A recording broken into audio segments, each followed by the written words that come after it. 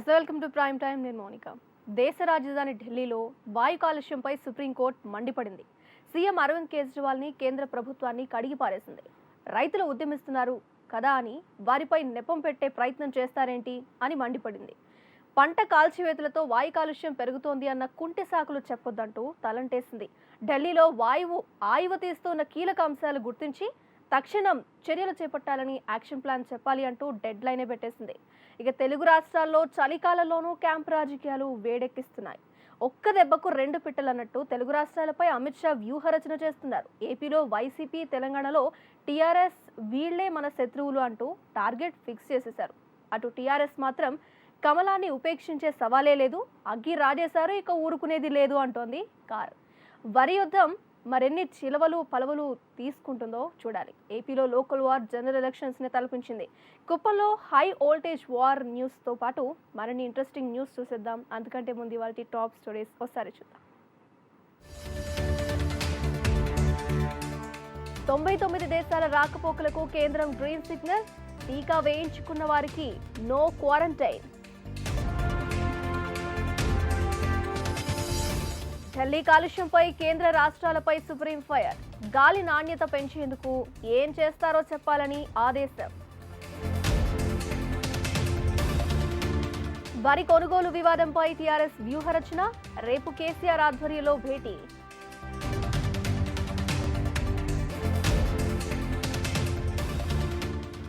ఏపీలో బీజేపీ శత్రు వైసీపీ. జనసేనతో కలిసి పోటీకి సిద్ధం కావాలి అన్న అమిత్ షా. టీఆర్ఎస్ లో ఎమ్మెల్సీ ఎన్నికల కోలాహలం. మధుసూదనాచారి సిద్దిపేట కలెక్టర్ కు టికెట్ దక్కే ఛాన్స్.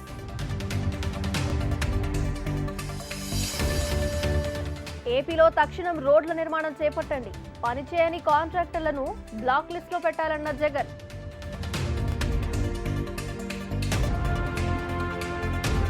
క్రిప్టో కరెన్సీపై పార్లమెంట్ ప్యానెల్ చర్చ. క్రిప్టో ట్రేడ్ ను నియంత్రించే దిశగా కేంద్రం అడుగులు.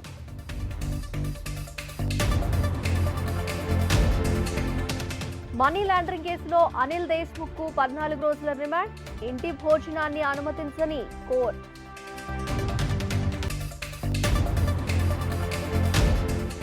అమ్మకాల వెలువతో దెబ్బతిన్న సూచీల సెంటిమెంట్. ఫ్లాట్ గా ముగిసిన స్టాక్ మార్కెట్లు.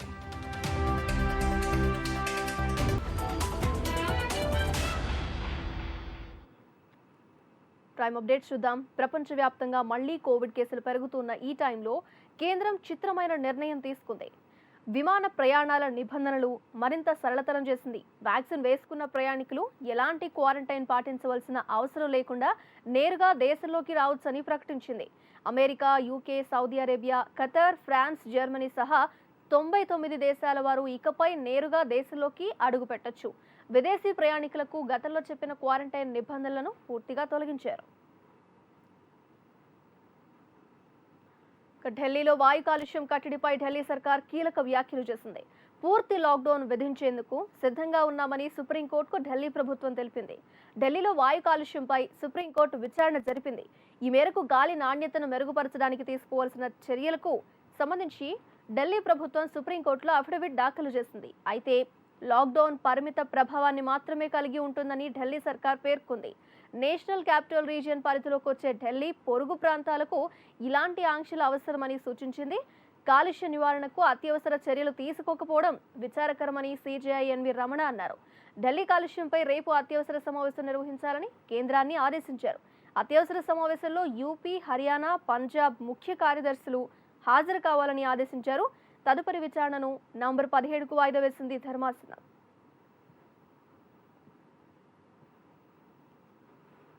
ఆదివాసీలకు తమ ప్రభుత్వం అన్ని విధాలా అండగా ఉంటుందని ప్రధాని మోదీ భరోసానిచ్చారు. గత ప్రభుత్వాలు ఆదివాసీలను చిన్నచూపు చూశాయని మోదీ విమర్శించారు.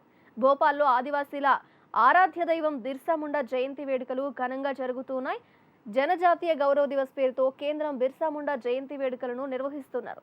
ఈ వేడుకలకు ప్రధాని మోదీ హాజరయ్యారు. ఈ సందర్భంగా Rani Kamalapati world class railway station ను ప్రారంభించారు. 50 ఏకలవ్య మోడల్ రెసిడెన్షియల్ స్కూళ్లను కూడా ప్రారంభించారు మోదీ. అంతకుముందు జార్ఖండ్ రాజధాని రాంచీలో ఏర్పాటు చేసిన బిర్సా ముండా ట్రైబల్ మ్యూజియం ని వర్చువల్ గా ప్రారంభించారు ప్రధాని. प्यारे भाइयों और बहनों, आप सभी को भगवान बिरसा मुंडा के जन्मदिन पर बहुत बहुत शुभकामनाएं। पूरे देश के लिए, पूरे जनजातीय समाज के लिए बहुत बड़ा दिन है। आज भारत अपना पहला जनजातीय गौरव दिवस मना रहा है। आजादी के बाद देश में पहली बार इतने बड़े पैमाने మహారాష్ట్ర మాజీ హోంమంత్రి అనిల్ దేశ్ముఖ్కు ముంబై కోర్టు షాక్ ఇచ్చింది. మనీ లాండరింగ్ కేసులో ఆయనకు మరో 2 వారాల పాటు జ్యుడిషియల్ కస్టడీ విధించింది. అనిల్ దేశ్ముఖ్ తరపు న్యాయవాది ఆయనకు ఆహారం, బెడ్, మందుల కోసం అప్పీల్ చేశారు. కానీ ఆ పిటిషన్ను కోర్టు తిరస్కరించింది. జైలు ఆహారాన్ని తీసుకోవాలని సూచించింది. జైల్లోని ఆహారం వల్ల ఏవైనా సమస్యలు వస్తే అప్పుడు చూసుకుందామంటూ తెలిపింది. ఈ నెల 2న మనీ లాండరింగ్ కేసులో అనిల్ దేశ్ముఖ్ను ఈడీ అధికారులు అరెస్ట్ చేశారు. ఈడీ ఆఫీసులో విచారణ జరిపిన తరువాత అదుపులోకి తీసుకున్నారు. మరోవైపు ఆయనపై సిబిఐ కూడా అనుమతి కేసు నమోదు చేసిన విషయం తెలిసిందే.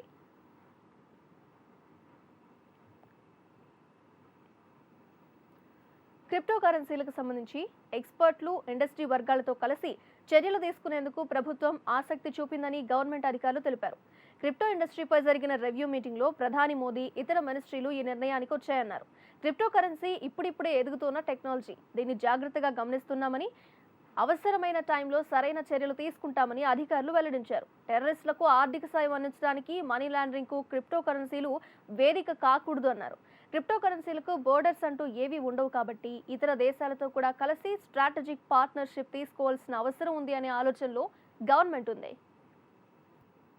కడప జిల్లా కమలాపురం పోలింగ్ బూత్ వద్ద ఉద్రిక్తత చోటు చేసుకుంది. వైసీపీ నాయకులు దొంగ ఓట్లు వేస్తున్నారని టీడీపీ నేతలు ఆందోళన చేపట్టారు. దీంతో పోలీసులు టీడీపీ నాయకులను అడ్డుకున్నారు. ఆందోళన విరమించకపోవడంతో టీడీపీ నాయకులను పోలీసులు అరెస్ట్ చేసి అక్కడి నుంచి తరలించారు. ఏలూరులో నగరపాలక సంస్థ 45వ డివిజన్ ఎన్నికలో డబ్బులు పంపిణీ కలకలం రేపింది. వైసీపీ అభ్యర్థి మహమ్మద్ ఇలియాస్ పాషా ఇంటి వద్ద ఓటర్లు బారులు తీరారు. పోలింగ్ జరుగుతున్న వార్డులోనే అభ్యర్థి ఇంటి దగ్గర వాలంటీర్లతో డబ్బులు పంపిణీ చేశారు. ఓటర్ స్లిప్లతో, టోకెన్లతో క్యూ కట్టారు.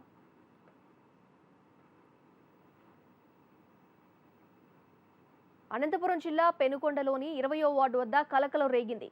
బ్యాలెట్ పత్రంపై ఓటు వేసి స్వస్తి గుర్తును గుర్తు తెలియని ఓటర్ పోలింగ్ కేంద్రం బయట విసిరేశారు. కాగా పోలింగ్ సిబ్బంది, అధికారులు ఆలస్యంగా గుర్తించారు. మరోవైపు అధికారుల నిర్లక్ష్యంపై ఓటర్లు మండిపడుతున్నారు. కుప్పం నియోజకవర్గంలో స్థానిక సంస్థలు టీడీపీ, వైసీపీ మధ్య రచ్చను రాజేశాయి. కుప్పంలో దొంగ ఓట్లకు వైసీపీ తెగబడిందని, ఓటర్లను బెదిరించి అరాచకాలకు పాల్పడుతున్నారని చంద్రబాబు ఆరోపిస్తే, చంద్రబాబు కమర్దహస్తాల నుంచి కుప్పంకు స్వేచ్ఛ లభించిందన్నారు సజ్జల. ఇద్దరి మధ్య మాటల యుద్ధం ఇప్పుడు చూద్దాం. ఐఎమ్ ఆస్కింగ్, ఎంతమంది పైన మీరు కేసులు పెట్టారు? ఎంతమందిని పోలీసులకు హ్యాండ్ ఓవర్ చేశారు? You answer this. మేము గట్టిగా చేస్తే కడాన పోలీసులు ఎవరైతే వాళ్ళని పట్టుకోవాలనో, దొంగ ఓట్లన్నీ అరెస్ట్ చేయాలనో, ఆ పోలీసులు విజిల్ బ్లోవర్స్ పైన, దొంగ ఓట్ల పైన పోరాడే వాళ్ళపైన లాఠీ చార్జ్ చేస్తారు. మీకు ఎన్ని గట్స్ ఉండాలండి? మీకు లా అండ్ ఆర్డర్ అనే పేరు పెట్టి ఇష్టానుసారంగా మీరు బిహేవ్ చేస్తున్నారు. మీరు మీ పని చేస్తే మేము వస్తాం అక్కడికి. ఎందుకు రావాలని అడుగుతున్నాం మేము. ఇది మీ డ్యూటీ. మీరు చేయలేదు కాబట్టి ప్రజాస్వామ్యాన్ని కాపాడడానికి ముందుకు వచ్చాం. ప్రజాస్వామ్యం అపహాస్యం అవుతా ఉంది, అందుకే వచ్చాం. ఈ దుర్మార్గమైన రాజకీయాలు జరగనీయం. మీరు అనుకుంటున్నారు ఇష్టానుసారంగా చేసి పైశాచిక ఆనందం పొందొచ్చని. అది కూడా పరిపక్వతకు వచ్చింది, గుర్తుపెట్టుకోండి, హెచ్చరిస్తున్నా. నీ అడ్డ చంద్రబాబు నాయుడు గారి అడ్డ అని ఆయన క్లెయిమ్ చేసుకునే కుప్పం, మేమైతే నీ చెరలో ఉన్నది, దాన్ని ఈరోజు విముక్తి కల్పిస్తున్నామని మేము ఫీల్ అవుతున్నాం. సరే, మీ దాని ప్రకారమే మీ అడ్డ అయినప్పుడు, అక్కడ మీ ఓటరు మీ మీద అభిమానం ఉన్నప్పుడు ఏదర్ తను రాకుండా అన్నా ఉండాలి, అసలు ఓటరే లేకుండా పేరన్నా చేర్చిండాలి. ఇది జరిగినా రాకుండా ఉంటే మీ మీద అభిమానం లేనట్టు. వేయడానికైనా అవకాశం ఎక్కడ? రామకృష్ణారెడ్డి ఓటు ఉంటే, రామకృష్ణారెడ్డి ఎక్కడ ఉంటే పోయి ఓటు వేసుకుంటాడు కదా. ఇంకా దొంగ ఓటు ఎక్కడ వస్తుంది? లేకుంటే అసలు రామకృష్ణారెడ్డి అనేవాడే లేకుండా ఒక ఓటు క్రియేట్ చేసినారనుకోండి, ఆ పుణ్యం కూడా మీదే కదా, మీరు చేసుకుంటేనే కదా అది అయ్యేది. ఎందుకంటే మీ చెరలోనే ఉంది కదా కుప్పం. దానికి మా వాళ్ళు ఎవరో వైఎస్ఆర్సీపీ వాళ్ళు పోయి దొంగ ఓటు ఎందుకు తెలుసుకుంటారు? నువ్వే నీ చేతుల్లో లిస్ట్ ఉంది ఎవడెవడు లేడనేది, మీరే కదా తెప్పించుకుంటారు. అలా వస్తుంటేనే ఆపి కూడా వెనక్కి బస్సులో నుంచి పంపించారు, బెంగళూరు నుంచి వస్తుంటే ఇంతకుముందు. కట్టగట్టి. సో ఏతావాత కుప్పంలో ఏది జరిగినా అదంతా మీదే, మీ ఖాతాలోనే పడుతుంది.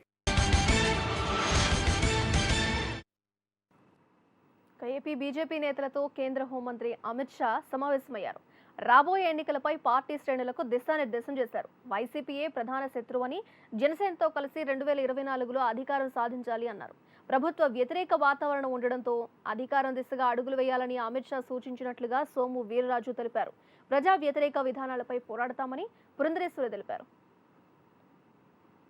ప్రభుత్వానికి వ్యతిరేక వాతావరణం, ప్రజా వ్యతిరేక వాతావరణం ఉన్న పరిస్థితుల్లో భారతీయ జనతా పార్టీని అనేక కొత్త వారిని పార్టీలో చేర్చుకుని పార్టీని 24లో ఆంధ్రప్రదేశ్లో అధికారం వచ్చే దిశగా అడుగులు వేయాలని అమిత్ షా గారు పార్టీకి దిశానిర్దేశం చేయడం జరిగింది. అదేవిధంగా పార్టీ ఒక ప్రణాళికను రూపొందించుకుని ప్రభుత్వ వ్యతిరేక, ప్రజా వ్యతిరేక అంశాల మీద ఉద్యమాన్ని రాష్ట్రంలో నిర్మాణం దిశగా అడుగులు వేస్తాం. చేయవలసిన కార్యక్రమాలు, చేసినటువంటి కార్యక్రమాలు అన్నిటి మీద కూడా సమీక్ష జరిగిందండి. సో ఖచ్చితంగా మా యొక్క నమ్మకం, విశ్వాసం ఏమిటంటే వారు ఇచ్చేటువంటి మార్గదర్శకానుసారం మేము ముందుకు వెళ్ళగలిగినట్లయితే ఖచ్చితంగా మరింత బలోపేతం అవుతుందని మేమందరం కూడా భావిస్తాం. ప్రజా విద్రోహ కార్యక్రమాలు ఏవైతే జరుగుతున్నాయో వాటి మీద మేము పోరాటం చేస్తామనండి. ఆది నుండి కూడా అమిత్ షా గారు చెప్తున్నటువంటి మాట, భారతీయ జనతా పార్టీ ప్రజావాణి కావాలని చెప్పి వారు చెప్తూ వచ్చారు. ప్రజలకు సంబంధించినటువంటి అంశాల మీద ఎప్పటికప్పుడు ఒకవేళ అది ప్రజలకి వ్యతిరేకం, ప్రజా సంక్షేమానికి వ్యతిరేకంగా ఉన్నట్టయితే వాటి మీద పోరాటం చేయమని చెప్పి ఎప్పుడు కూడా వారు చెప్తూ వస్తున్నటువంటి మాట. దానికి అనుగుణంగానే ఇప్పటి వరకు మేము ముందుకు వెళ్ళాం, ఇక ముందు కూడా ఆ విధంగానే ముందుకు వెళ్తాం. ఏపీలో రోడ్ల మరమ్మతుల పనులు వెంటనే మొదలు పెట్టాలని సీఎం జగన్ ఆదేశించారు. రాష్ట్ర వ్యాప్తంగా మొత్తం 46,000 కిలోమీటర్ల మేర రోడ్ల మరమ్మతులు చేపట్టాలని, విమర్శలకు తావివ్వకుండా మంచి పకడ్బందీ రోడ్లు నిర్మించాలని ఆదేశించారు. రోడ్లపై ఉన్న అన్ని గుంతలను పూడ్చి కార్పెంటింగ్ చేయాలి అన్నారు. ఇప్పటికే ఎన్డీబీ ప్రాజెక్టులో టెండర్లు దక్కించుకుని ఇప్పటికీ పనులు ప్రారంభించని కాంట్రాక్టర్లపై జగన్ ఆగ్రహం వ్యక్తం చేశారు. అటువంటి వారిని బ్లాక్ లిస్టులో పెట్టాలన్నారు. కొన్ని ప్రాంతాల్లో అవి కాకుండా రాష్ట్రం మొత్తం రోడ్లు బాగుపడేలా చర్యలు చేపట్టాలి అన్నారు. విమర్శలకు తావు లేకుండా ఒకసారి వేసిన రోడ్డు 10 ఏళ్ల పాటు చెక్కు చెదరకుండా ఉండేలా చర్యలు తీసుకోవాలన్నారు. సిద్దిపేట కలెక్టర్ వెంకటరామరెడ్డి రాజీనామా చేశారు. త్వరలో వెంకటరామరెడ్డి టీఆర్ఎస్లో చేరనున్నారు. ఆయనకు ఎమ్మెల్సీగా అవకాశం ఇస్తారని ప్రచారం జరుగుతోంది. సీఎం కేసీఆర్ విజన్తోనే ముందుకు వెళ్తున్నట్లు ఆయన వెల్లడించారు. సీఎం కేసీఆర్ ఆదేశాలు రాగానే టీఆర్ఎస్ పార్టీలో చేరతారని తెలిపారు.